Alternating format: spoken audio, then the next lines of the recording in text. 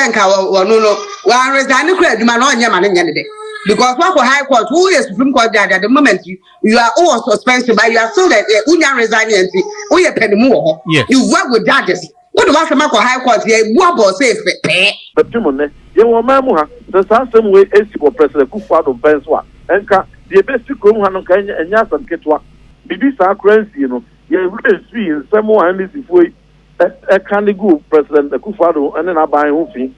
I wish I for you will be a quaba, na young for Bramega TV and platform with us all. Now I have Brefo a journalist na fire Chief Justice in fact my Chief Justice na on the smoothness level. Ochemwa woman will need the hand. Apart from so you bold no. As a odi court na omobubu apre omobo petition na twego.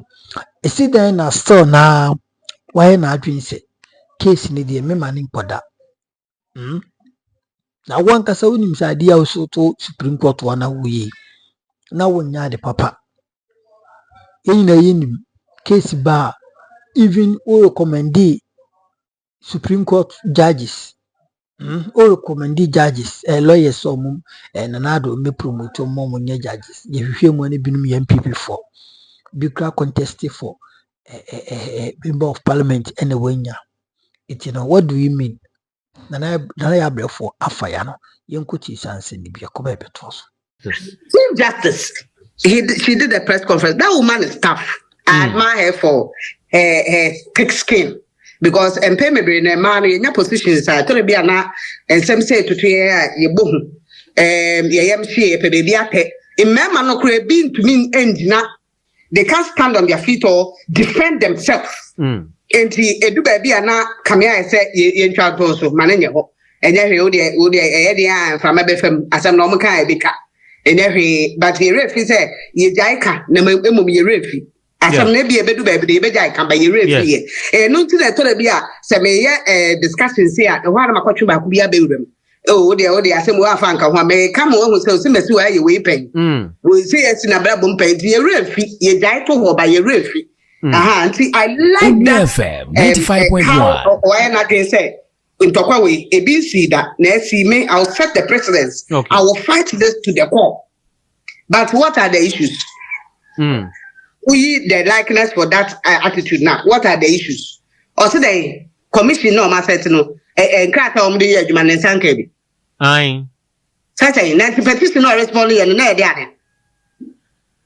What did she respond to? According to her, it's just like she's liking this commission to a court. And so, though, Yebeka say because of ABC Ntine Yacho, but when you go to court, court, Eden Kratabema say, ABC says, now we are beginning the case. So she thinks that once they are beginning the case. Police for investigators for investigation. Yes. Well, we are not what copy more court. Yes, 95.1. Investigation me and my inquiry man na me. Well, we are now the unkrata krata we nam diaba. Now against this person. Yes. Now lawyer ni no so nya sankrata and lawyer na now what to me I prepare yes. Yes, that is it. Committee of and what prefer for petition money who responded to those petitions, all of it. And you yourself is saying, and even enlightening and said, this is the agreement you went to government when you are giving that appointment. And so therefore, you don't see where the basis is for somebody to say you have traveled with your husband or your daughter until from home. You've come to tell us. And this is committee now so among some krata and the arena or family. So say the amount petition on the coin, no 5 evidence and petition no. And no I probably think that yes, that is why they decide to do a prima facie case, find out, verify whether the petitioners no krata and some of the buy whether there's merit in it or not. And they find according to or they say president found 95.1 found some merit in the petition. So therefore ask the president to go ahead to investigate this matter. Okay. And so you have responded to a petition already. And that is what the committee is using. Dear Hammy woman say, yeah, threaten the swan resign. Why would you do that? Maybe they are coming to for Sanka or no, while resigning credit man on your man in the day. Because what for High Court, who is Supreme Court judge at the moment you are all suspension, but you are so that Union resigning, we are penny more. You work with judges. What do I say, High Court? You are safe pay. What do I say? You are safe pay, and then there's been an approval of other judges who are going on the Supreme Court. Yeah, the bench. Yeah, and what is the guarantee? Say you probably would be able to surpass within those people. To me, maybe and Kamia, the FM 95.1. Oh, but Metina say, I told you I'm talking about one who is here. Ye bubo so but I want to so yes. Who you are when ye they be a net is a country outside to say it has or say or forever at a matter forest. Or no, Obiaman as I watch the much the one. Still, I am casting. Now they copy away today as forever. Would you woman and crash at the Amawa? What is a woman in the but yeah, and two bedrooms I can't afford unless you bring evidence. She also made the point. Yeah, okay. She also made the point that yes, you were talking about something and can be raised issue, but I think I escaped Kakra. You were talking about hello? Yes, I'm here. Now a raised issue about Wakoko. On FM 95.1. Hello? Okay, just make your point. Right. So as I'm saying, the worry here is the fact that they are threatening her to resign, or say they're threatening to resign. Happening because who case is Ethiopia? Who say Jai? Fuck up the committee. Now call the committee for no Koyajma. Now and answer one corner now a woman a body. That is why I tend to like Tafitikata. At a point when he was jailed, President Kufuor gave him a pardon. He said, I don't want pardon. Yes. No, I don't want any pardon. Me the back court, me I to try to me. A month when said the order told me, so and he went to court and won the case. On FM 95.1. He wouldn't end and let him go there, face the people who are there, and then talk about this issue. Evidence, the fact that they gave you appointment, a holiday due, you can so better you'll be didn't even specify who you can go because as a Supreme Court judge, you have a policeman as your security. Yeah. And who pays security and you a policeman? Who pays security and you're a policeman? But Obiani be the onion arrest good. And the enemy for Tono. Me for Tono. Yeah, I didn't mean to be a security one. And on one asset. On them. Yeah, maybe. And Mamma on the issue and Orkasa about the question you were making just right now about make it sound. Okay, let me move on. But it's very clear here. Yeah, I think it's clear. So okay, is the issue of FM 95.1. Crawford was threatened. Why is she not bringing evidence? Because she came to speak to Ghana. That look, these are text messages, XYZ calls or there. Because now it's her word against Indeed, people are threatening her. She's a judge. She's been a lawyer for a while, and then a judge, and then became a friend is saying Chief Justice. Yeah. And we don't have to advise her on this. She should know better. And then if you want the public to understand your problem or issue, you should be able to give evidence to that effect. But in any case, or no so bet me a report so see or semi resign. Okay. Now and then it would buttress your claim and assess you say indeed you are being threatened. Okay. On FM 95.1. Yeah, she mentions a place, Edu Lodge. And according to her, the precedents are all that one in there. Some of these cases are waba, especially Tiger IPI, one case against some Supreme Court justices. It was the Chief Justice, Eno Meki, election of some justices together with the council. And then she also nominated other individuals to join our former committee. Their meeting place was the court. Charlotte Ossel's meeting place was the court. she thinks that there is something surrounding this area, Edu Lodge. Well, we might not know, but people within Cycleson would know that there's a personal ebia bibio yehu what that area know about her where kune and the father. I think she herself even explained that there was some issue some better issue or something concerning the wafa. No wafa. And she day as if say no put fear in her by sending her there to some extent. And apparently TV3 and the panel there was one lady, I think Ayana or something, I've forgotten the name, who felt that just as the same Ketia was saying, because you see castle as a Christian Ball castle as a baby and the slave to find slavery a community. A holiday castle no who be so a slave and answer. I beg to differ. Whoever thinks that way, I have a problem with it. To be honest with you, the two estimates so Jubilee. Yes. Opposite Jubilee, traffic lights, nothing. Anytime I get there, in fact, I decide not to pass there at certain times. Young friends, so will be Lena me far why you did 20 dynamics. Me fast I lane me do traffic lights and I say be 95.1 because of what happened to me. And no, maybe there to me. Yes. Whoever, if you have issues with the Chief Justice, don't use that to say we are two which your name and dance one prison, just one fans one prison. There's a difference. Go and ask is it Kwabena Japan? Yes, ne papa can how he feels. Where ne mame ye pega ne mame. Those others who they pick the judges at a point to go and shoot them. Yes. Where he passes, if he passes at the range now, you shoot him. How does he feel? Go and ask. It is only the person who sits by the fire that knows how hot the fire is. And changing a venue doesn't change the merit of the case.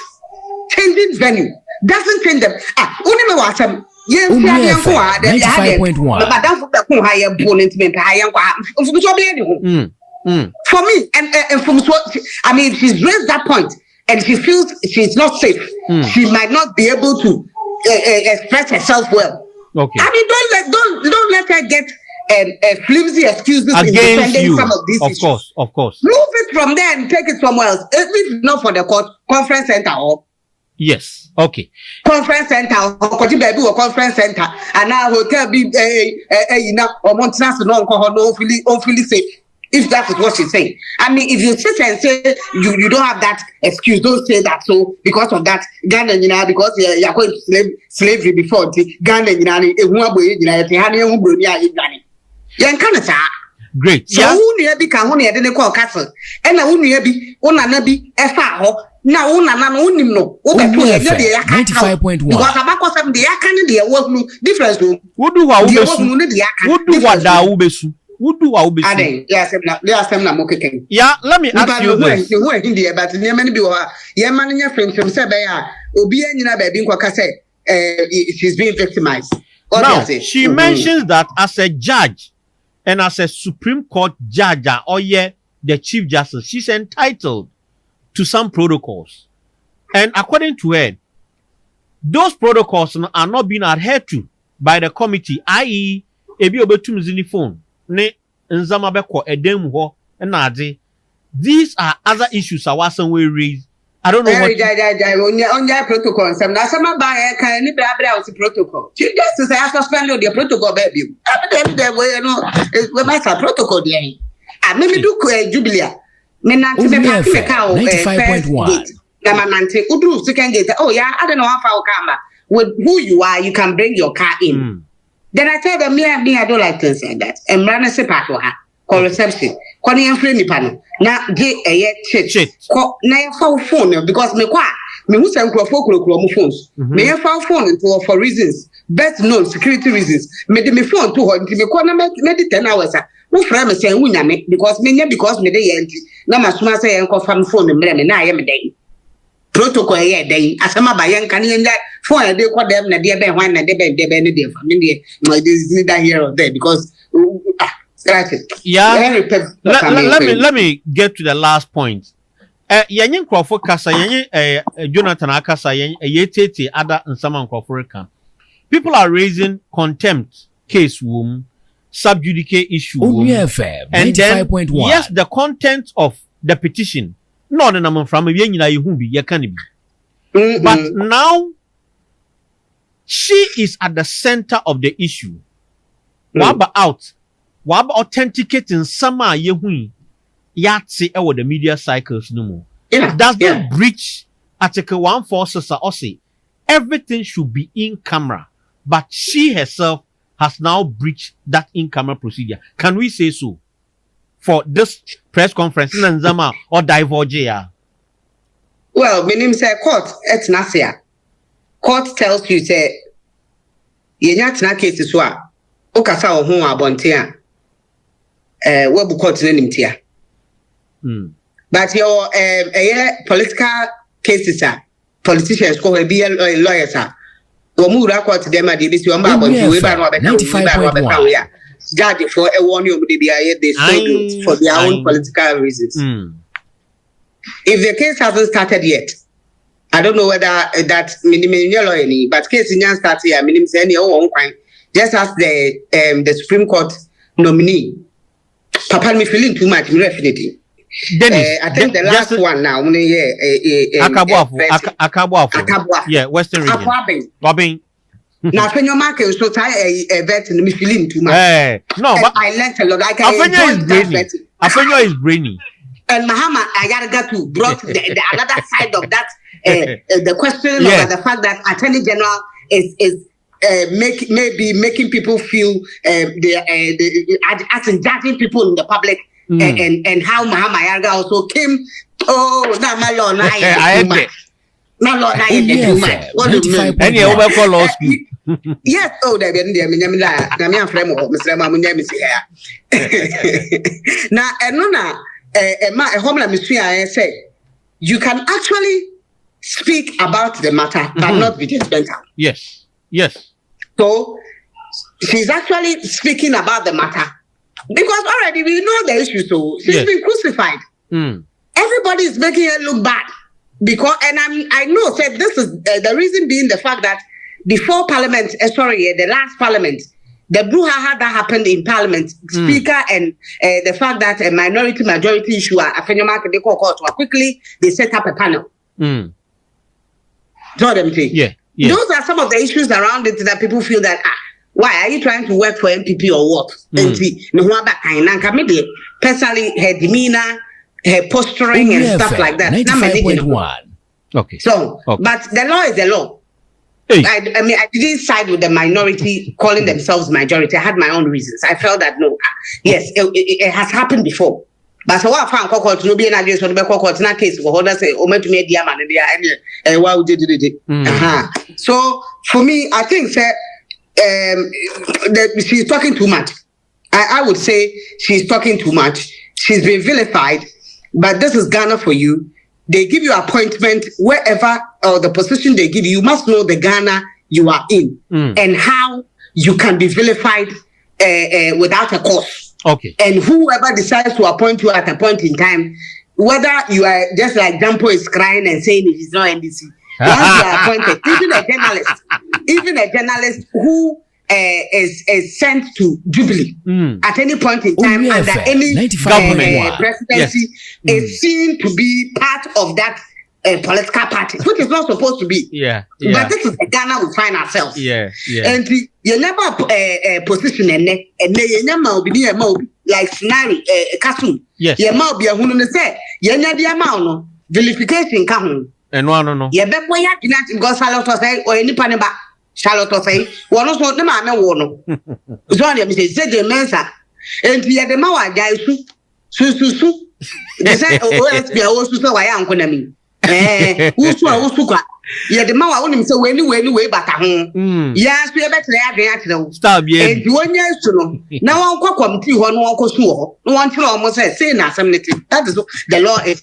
If or your dad was saying so, none of the Semna Bono or Quabon for a press conference. It doesn't have any merit on the case that is at hand. It will not have any effect. In fact, it's not supposed to have an effect on the judge who sits on the matter. No matter what, whether we decide to judge the case in the public domain and make you feel bad or make you feel good, it doesn't reflect, according to the judge now, court verdict, it does not reflect the case at the court. The court is to prove. Go and prove your point. Okay. If you prove your point and you are innocent, you are innocent. Yeah.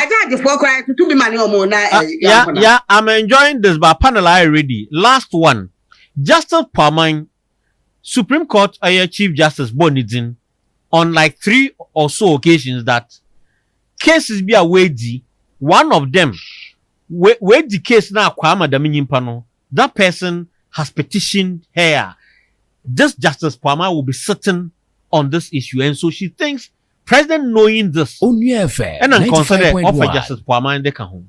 Meaning what you are saying. You snap him about cancer. I think one person that proved that it doesn't matter whether somebody has done you wrong or not. If you are given a job, you do it diligently, and if you are professional enough, you should do your work professionally. The former Auditor General, Domlevo. Okay. I would say Kwame should be able to prove himself, period. The law is the law. Hey. If you don't like the person, it's not part of the law.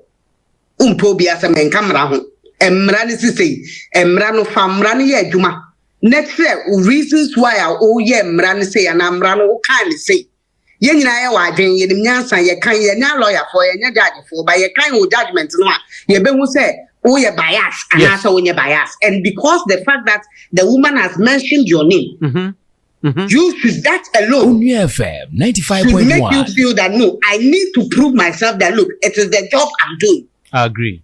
I leave it there. Na busiana na ya Brefo edisi no. Sa umbeka ya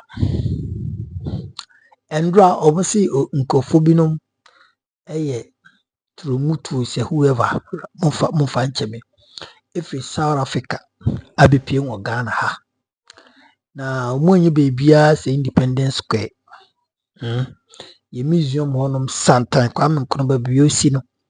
Eno mukojina ye, eno muyi photos. Hey, na Ghana ha no security ni ha na. Ghana ha no security eni ha. Na omubaye omubibi ombaye wi a ofedie. So muko so muyedin yo picture ne trem de ya. Some United George Wabekasa, Member of Parliament in Go Pram Pram, is also a Minister of Communications and Digitalization. Now, we and a Reverend in Team for Jaw, number 1 or 4 Baku Krupa, or so the Reverend. 4 Tamato Gem, when you saw same way, and or de Nante. Ochemwa. Ombetwe asem no kopinse beti because he then basem ni dey abufu, but it shouldn't come from Reverend Team for Joe or no, because Team for Joe case cry suspended. Who make allegations be up to now allegation that's so honor awunyanye no factual. How can you leave your allegation and speak about it? By the way, yam find your politics is mununa kofon bidia. What the yentie Reverend Team for John Evia MPP former member of Parliament Yura Adumako calling so mention not constituency. Oni Kwame Nkrumah kesi akasa no chirimu MPP adeno mo yen top bottom approach no. They are digging their own grave. Omo ye nneema bi party ni mo party ni no mpeso mo collapse no. Abijafo ensem de wura ndi bia todwa. Yonko tinse ni bi ke koba ebeto so. Omno munkisi omonten so a. Na bo ma hen. Ya onye na miada Roma, lemo areho. The NRC. Ne say hunti. Independence Act. No and Bakwasem National Monument. The square. So Mampenibia eba beside on wudina isai one or mine susu nkabiansemu mranti a wo no mo ebefi wo ma so aba be fa ija aka wɔn ɔmo ano afa mu antrɔtrɔ nsɛm de apɛ sabi egu yamamrɛ ho fi position a yɛwɔ na akyiwade a Ghana akyiwadeɛ sɛ bɛrima ne bɛrima ɛne ɔbaa ne ɔbaa ɛne wɔn aba na wɔn anya baabia nso act with Ghana flag saa ko gyina ho mausoleum ɛsɛn twaayɛ na deɛ si maintain mpɛni ɛne deɛ di kan a ɛba bɛsi nanso ne mpɛn so gayfoɔ tumi free tumi ko gyina independent act ase fa Ghana flag kissing President Rollins yɛn ho bi saa wɔ yɛn ho bi saa wɔ ne presidency ne currency yɛn ho saa bi president until reset no a yɛ promise because Independence Square national monument a national security ani wɔ wɔn ani tua nti sɛ bibi 4 hours anamontuo biara nkɔɔ so obiara nka hwee ɔmampanin nka hwee Directorate of Public of Office of the President emeka ho hwee emboldenment so mo kurom ha no wɔn a yɛ mmara ne amammerɛ ɛto sɛ so a so bi bɛyɛ na ɛno kura 93% of the population the Afro Barometer survey no bɛda adi sɛ ntikyɛmu ɔha mu ntikyɛmu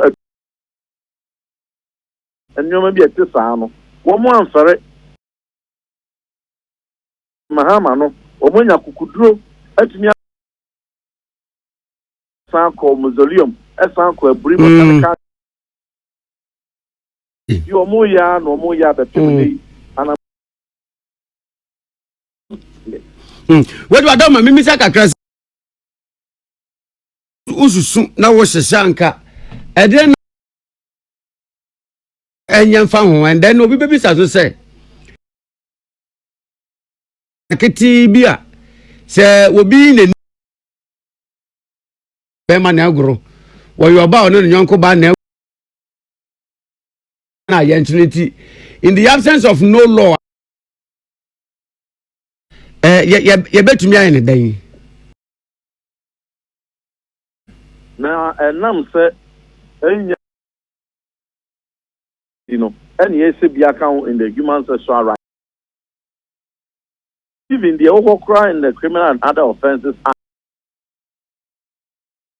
bema mienu woni akasa ba bonten be kasa yene ye gayfo na empemu agudre ni ebi example chamfoni sa a wo mo kese no wo mo assign e de pursue o social media handle e kasa wo mo no mo ye gayfo no wa ba Ghana say wo mo ba be say gay mo kina na wo mo ama Ghana second independence so de be ya obi a oyese smart no dwumadie bia no betumi ayi nanimu yie aye no said the official no na wono akasa aclaim a confess say womo a committee sa offense ne de enka mra kakra na wo na mpo no yen twen ye ma human sexual rights and family values bill no ma yere kra no enka aban no te so ne mfa so a kaban na kwati kesukọ de akere wo because opening won't make America na sa liberty statute no sabe wonko pa ho ade jamfa ho nto so sa na fa chamfoni enwie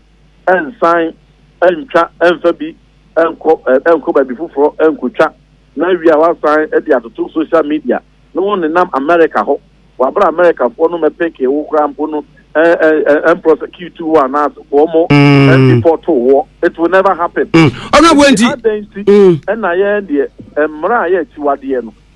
Na no him funyina etiri asofo ni man funyina etiri ne nyanim so ye Chiwadie na obi be free ni man so so be tie man mu akora no ye ne aye Ghana fo yi a binum susu se wo mu di sa adwuma no wan mpo na etu nya kokuduro akwa gina sabe a station bi ka kwan bi hu po se ono eye bibi sa nto atwa hu fo ni kra sa dia betimo an kan dum se obekwa gina our national monument the Ghana flag One egu hufi egu Ghana flag hufi.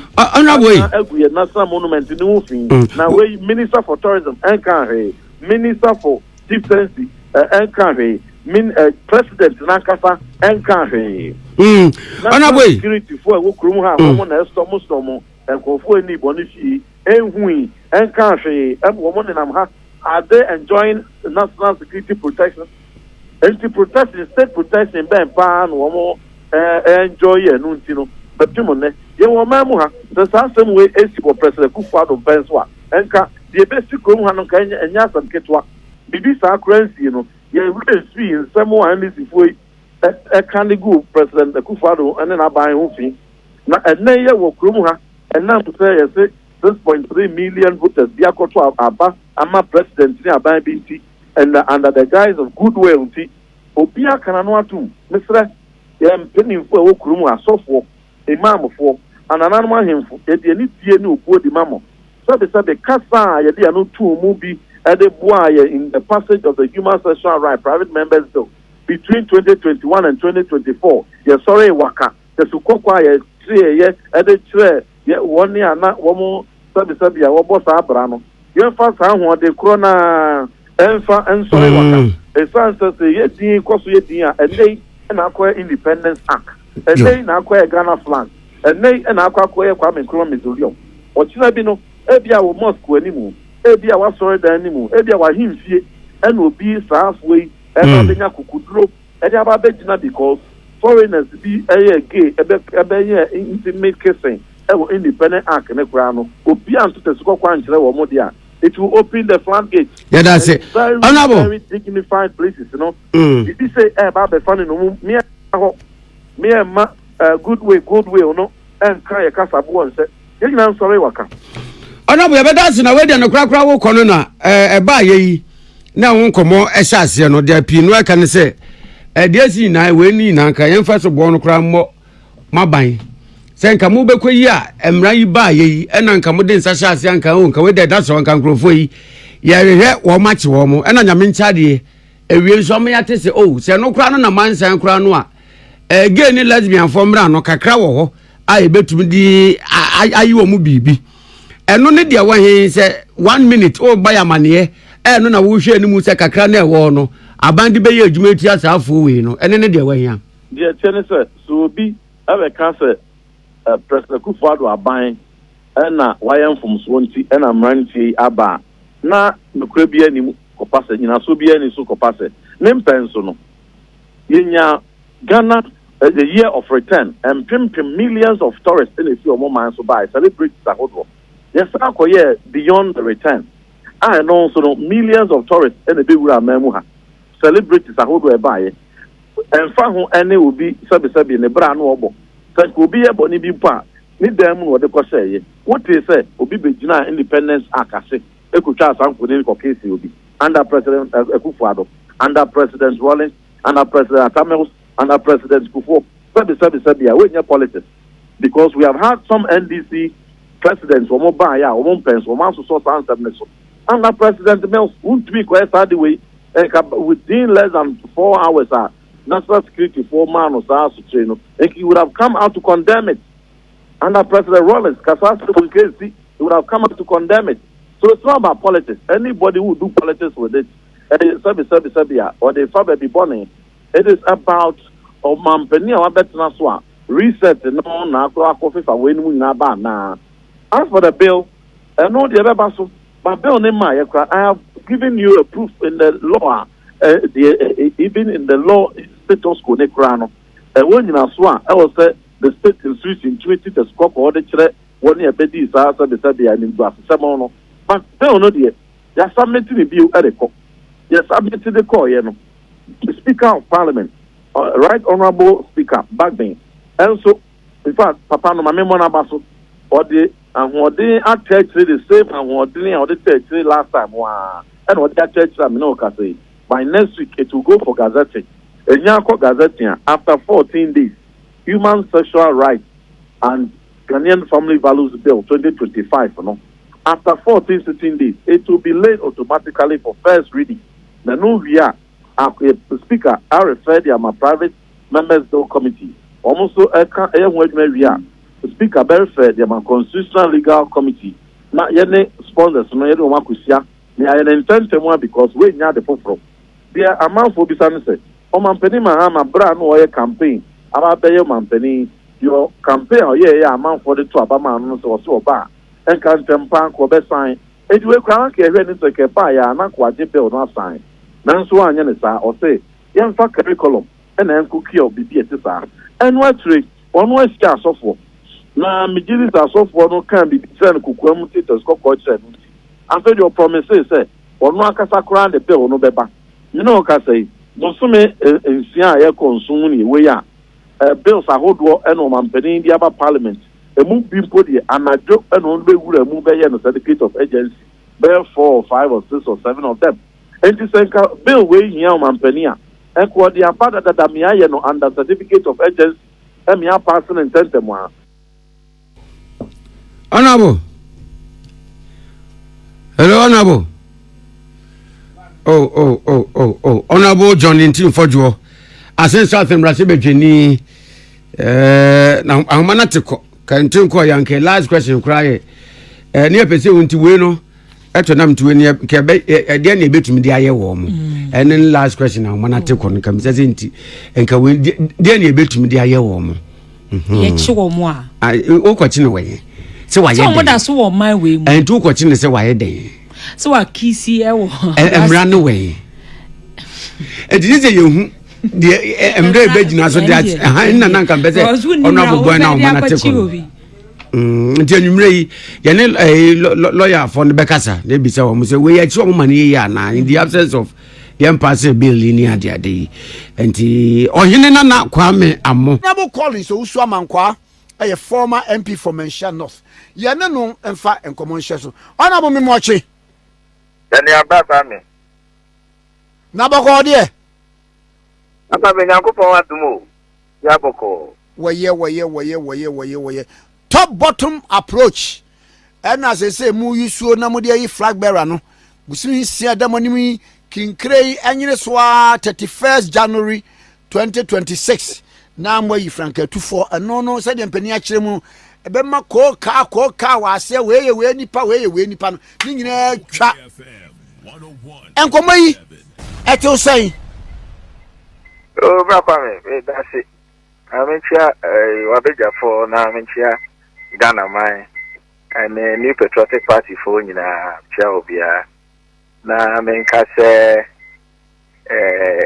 party no sebi anya fan club na anya social club. It's a political party being governed by constitution na Ghana amemumra na so eje yejumadia yedie etum as a party because Article 55 of the constitution is clear on that. Na say when focusing konya na National Executive Council and National Council ebopo ededa say akopon ya adomu a na odiye kwache ye ne a 31st January 2026 yabeko akwa to presidential primaries nokweni da jina yesie no ade a omona mraso na ADC say jina ye no. And I think Article 13(1)(1) of our constitution is clear. And nobody can begrudge a national council say or more take his decision, you know. Beyond that, Kwame, the Oma Kedia Ayadentre. Yoma Kabia again say the betu a free Srodiako form and I bidi kind kwaku yan flag bearer and sana ya pebre abaye CC e form ho na ya to dia ba we share Article 5 of our Constitution na and na it deals with organization of the power of the party into honor there mejitum say polling station kokokosi national organization hold the party lichidum the me problem na the me person me can say as to say top bottom approach and then say you maintain status quo no ebe ye adwuma no kwame conference will decide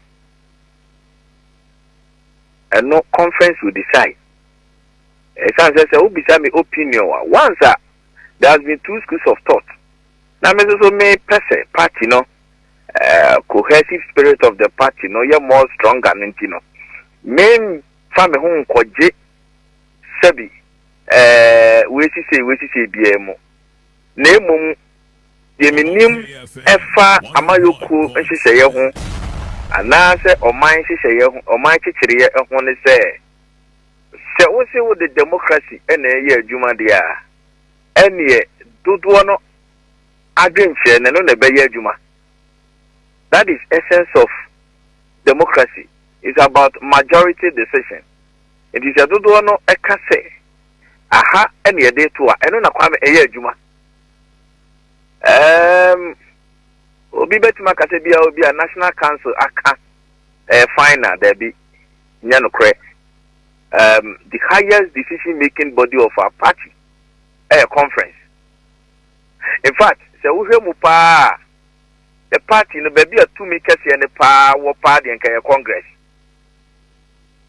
nanso so no say fa party no hyehyeye your constitution. Yes, actually, more Nina conference in the WhatsApp to me. No, and there have been instances a national council are taking decision. Conference Abu Biagu, Kwame Mubida. Oh, Mehubida, Mehubida. Okay, say maybe national council the bar say, Yama man no post. Family, you bought two baby. And see, I know there. It's not out of place. Decision be now, same be Obia can be now. As we speak, it remains proposal, with the exception of venue, any date here, and not there. The constitution is clear on that. Megitum say council akasano. Yakabiano, yantu yabuna yencheche muye. We are proponents of a top-down approach now. But me, Oma Mayehunu say, if you look at the exigencies of time, clearly. Say a koti win every wa ebeboa. Kwame kasa o woto obo na cheche mu ya e na omo so kasa da bi ye ntimi mpre ye ho sa ye sere mo de mo ma se de yesi ye no da bia no na nkofa ntiwasi bia ama kwame eno so kasa o eni cheche mu at the end of the day party back on ye nyina ye wom. At the end of the day, to me any other party no everywhere.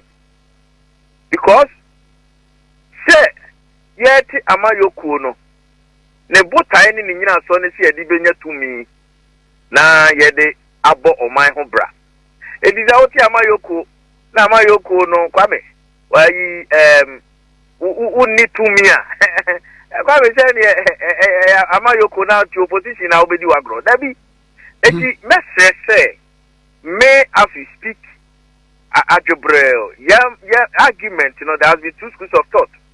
If you are for or you are against top bottom approacher, Mame, Nina Kasa, Yantu Yabuyan Chechemu, constituency for but Nipani be say, as a adian almost kill at their favor, Nipebi.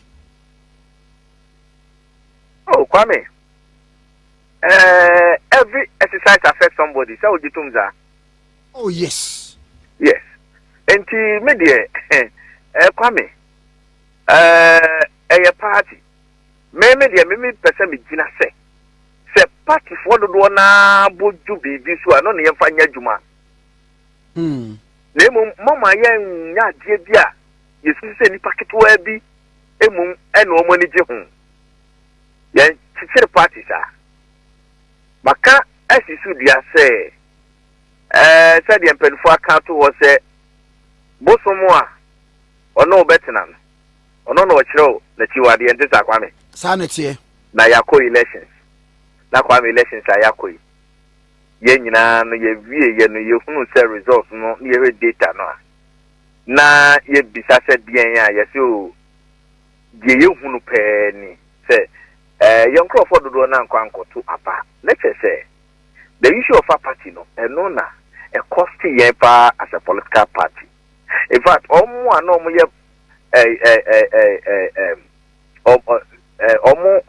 eye nkrofo a metimi akase omo anti yase ampia nkwankoto aba no ebi betima ye bia na emena sepo ene se o mekra no yayi mimu mekra no ye kwa ye mfreme kwame sa niema ni nyina no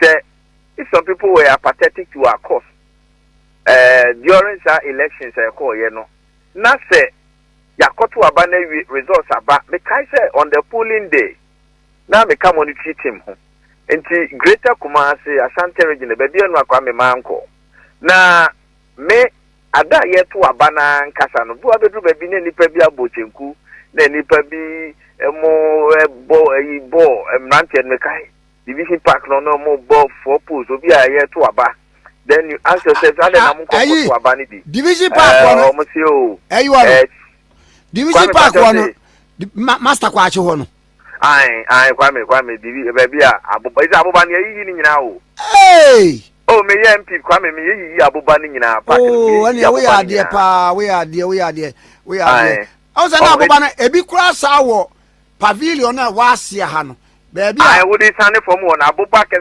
yes ko the abuba na esu so na kwame nya abuba ketwa o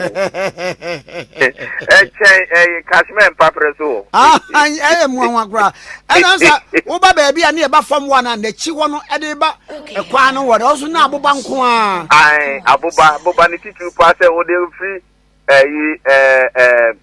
Judicial so no ede ko primary so no sane for mo ho no ene de kunkuma abuba pa na so no se ya bo ne nyini ya buba ne sa buba ne buba ya ne nyini me new formation ya na chie ni kwa uze na ankofo betutu di koye manhole om di kogu manhole oh yes o kwa me be MP ni nyina me yi ti park no ya fibo me ye ni nyina be sure because can Manchester kwa nanka omuntimi continue to play football kwa me uhwemu a omukan yenti omunkonkoto aba me jotoy me chochoy sade na me chochoy ye hia mpanimfo no me dia ma mpanimfo ni bi na bi so me ho because the tia ne say bosom no ye betentu a che na chi wade ene say enya se na NDC eho na ye wo makono ana se bi owura mahama no no obeye bibi fufuro na emomu no na yenia mabia ye ma party for ni bi edi ya se na ya tiatna because politics is all about recognition. It's all about recognition. Obi owa odo no ne dia ne ze odi MPP no edge fans ewo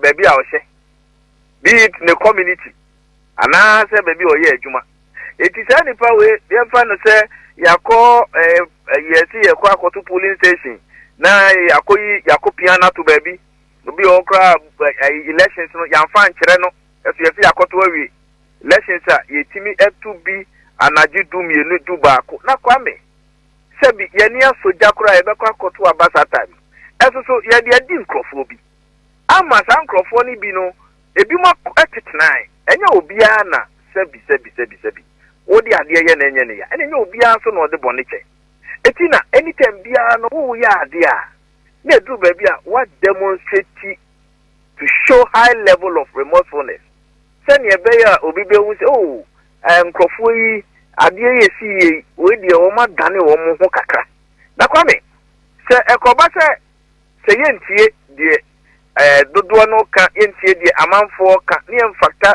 all consents into consideration there.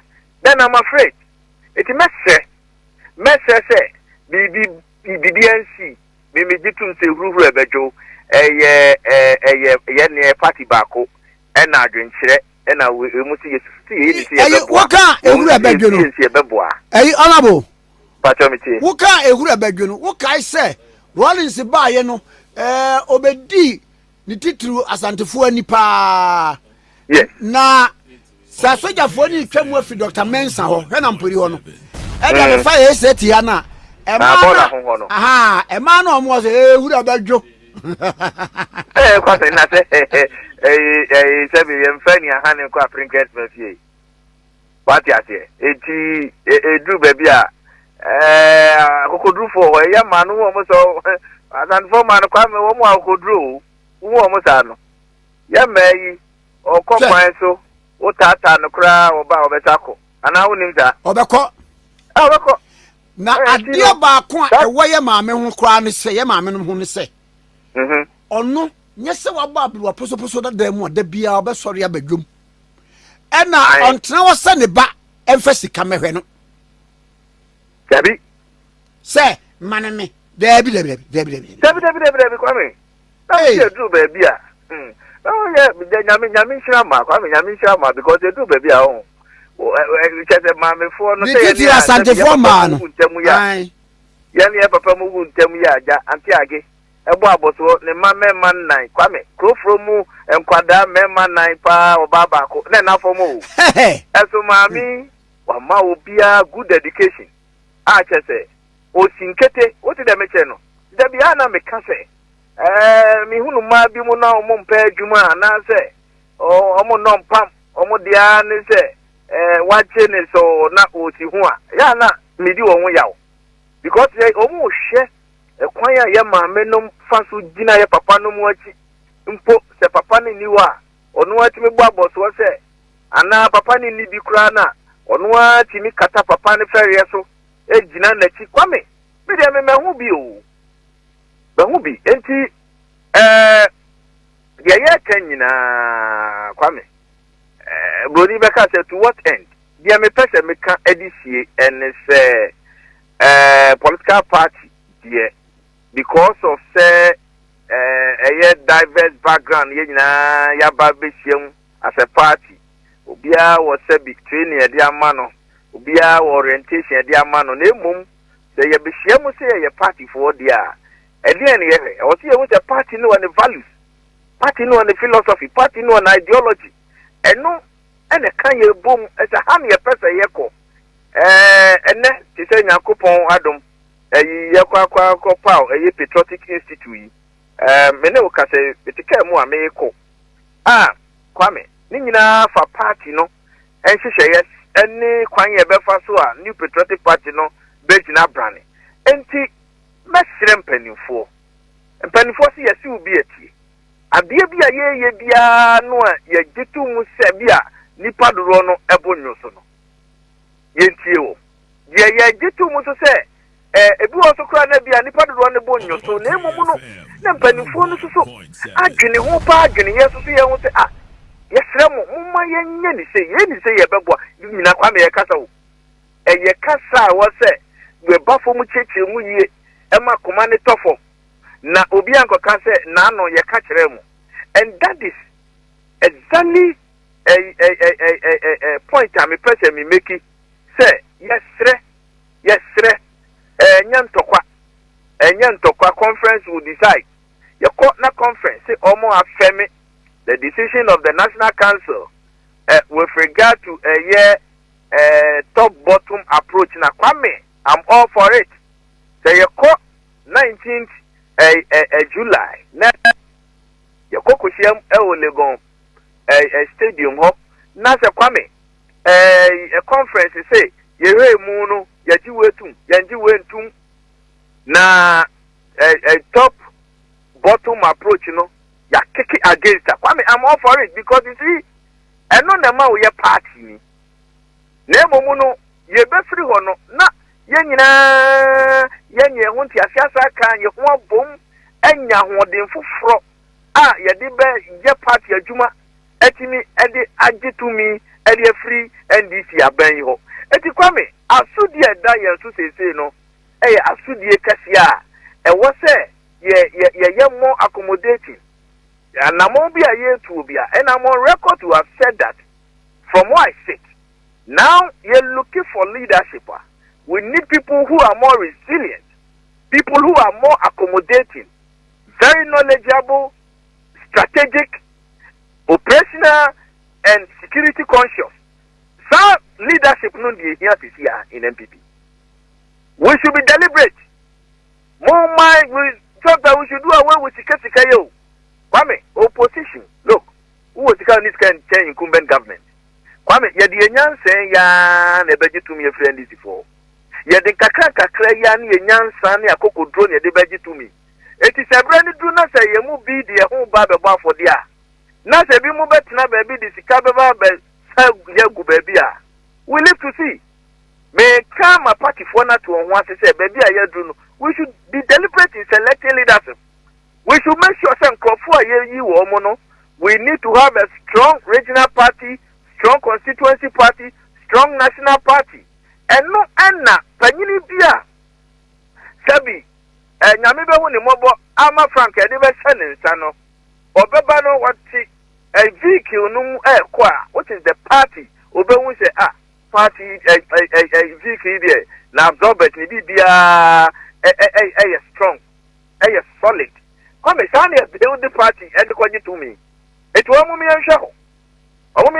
Because the matter from me, the whole baby in a more. Maybe almost any Casa, make a say, look. The cano effort, Nemuno, young beyond that. A Nippon were competent. A Nippon was Saku Drono. The Kwame imagine Collins as the national organizer of New Patriotic Party. The Kwame me Nahenefa. Street in his one, Nahene. Yami na kasobe ni sama mame because what him say in street in so chain no and on him say e ba buga want me boy bugata and on him say e ba pa say ye ni da ho say ya de bi papa onim cheme eti kwame eno de e be pa brand ye disan komo no but for now no I'm all for the conference ebeka eno na moma ye nyina yemfa enya adwuma.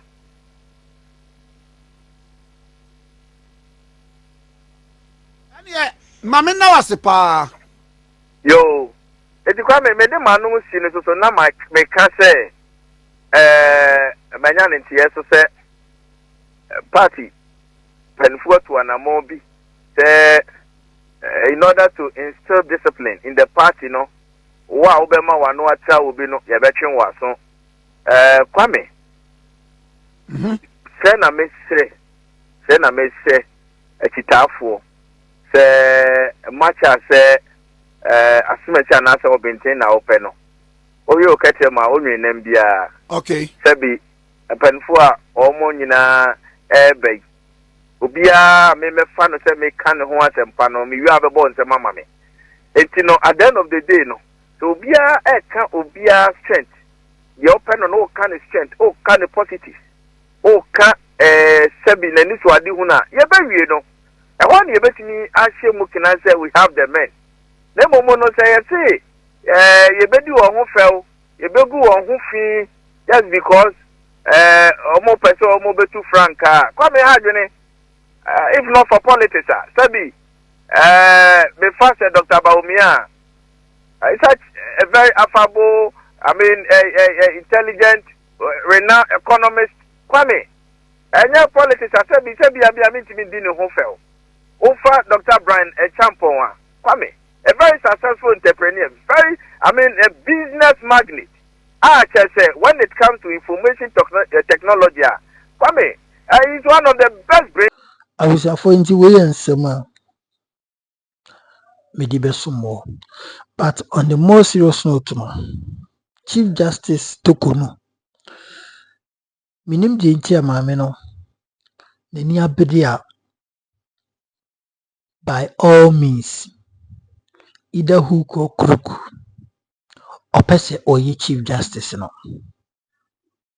Minim So we jana ade our commission wha and I say I mean judicial why I don't know. And after doing everything no, say I was say enka wedding kunima and I say I was saying nka wuni mfunso bia enka saa 31 head of states head of fashion council of elders number 2 about out of 30 why the 30 eto betia enka si dan na eba ne sa otan benko e nobody tango sebi o diam body nkwa na de yo anko be ni sa even petition na nkofo no troy no kan e diam body na wa yo be yo sa obi ntimi ntine ba bi entwe just petition famfa ho e ma president ngina so fan suspend o what na me chona say ejino ma me tokunu no apart from so he brave no on standing camera on one occasion let the law be law or whatever on camera adi yesi a suspend o tina say no mo enye adwuma no tina say no mo working on it